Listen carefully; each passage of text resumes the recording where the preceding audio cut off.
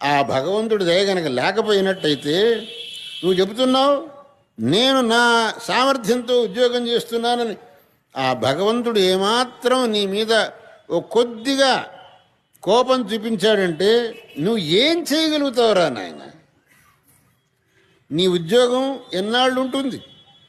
నీ మీద పైవాళ్ళకి ఇంత కోపం రావచ్చు, నీ మీద ఎన్ని కేసులు రావచ్చు, నీ మీద ఎన్ని అభాండాలు రావచ్చు, నీకు ఎన్ని రోగాలు రావచ్చు, ఎంత అన్యాయంగా నీ డబ్బు పోవచ్చు. ఇదంతా కాకుండా నువ్వు కులుకుతున్నావనంటే భగవంతుడి దయ లేకపోతే ఇదంతా అవుతుంది ఇట్రా నాయన.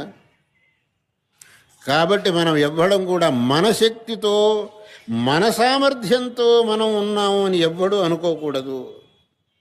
భగవత్కృప లేనిది మన సామర్థ్యం ఎందుకు పనికిరాదు.